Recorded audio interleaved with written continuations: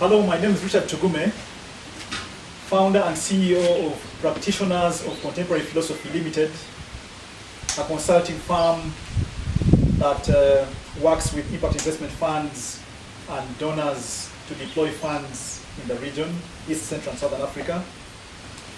Today, the 4th of July 2023, I'm here at our farm, livestock and crop farm in central Uganda.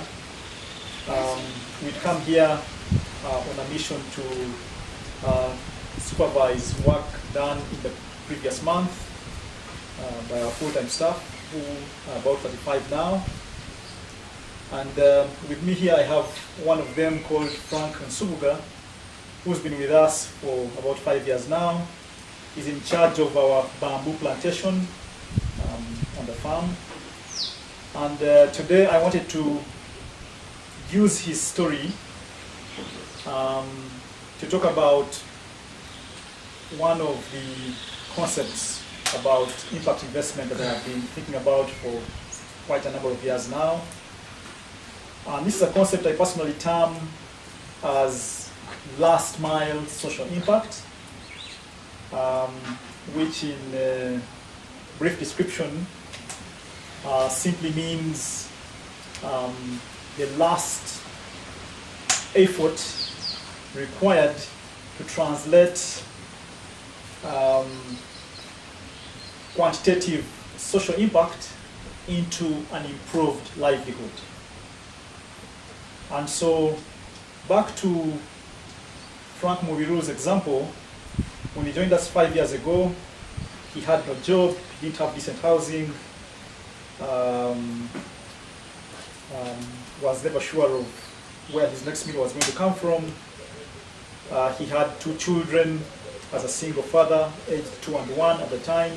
They've now since grown to 7 and 6.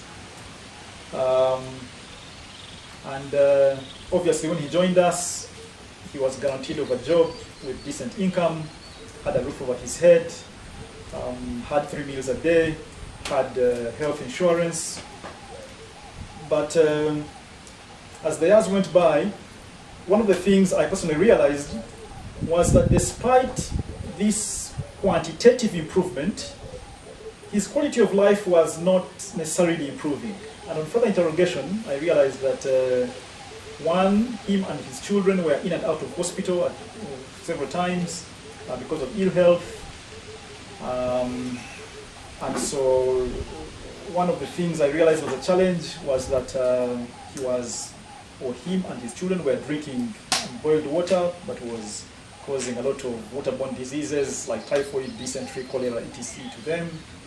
They also were eating their food using unwashed hands. And so through very basic, educational sensitization, I was able to help him resolve those 2 challenges, and him and his children's health improved greatly after that. And several years later, 2 or 3 years later, as the children began growing, I also realized that he had not considered taking them to school to have a formal education. And that's something I literally forced him to do, and leveraging his pay to make sure that the school fees of the children was paid. And so now, a few years later, we have a scenario where his children at least are able to read and write. They are able to count in English. And so as a basic demonstration, I wanted to call up his son here, called Subuga Henry, to come and write for us his surname on a piece of paper here. So Henry, please come. Could you please write your name here?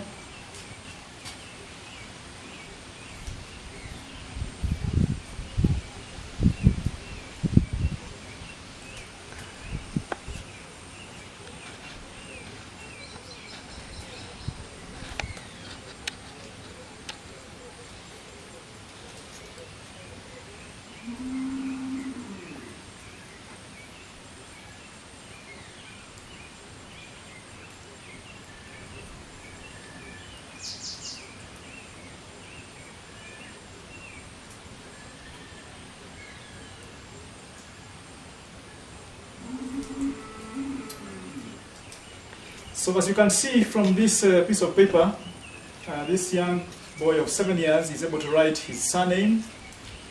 I'd also like to come and ask him to count 1 up to 10 so that we can be sure that he can count 1 up to 10 in English. So please count 1 up to 10. 1, 2, 3, 4, 5, 6, 7, 8, 9, 10. Thank you. So as you can see for yourself, this young man of 7 years, called Henry Nsubuga, is able to write his surname, is able to count 1 up to 10, and is only in middle class of nursery school, which puts him 3 years behind schedule, simply because he began school late. But what that does tell you is that at least he is building a foundation to be able to be competitive in the modern world. Much more competitive than his father could ever have been. From having a father aged 50 unable to write his name, to having his son at 7 who can write his surname and count 1 to 10.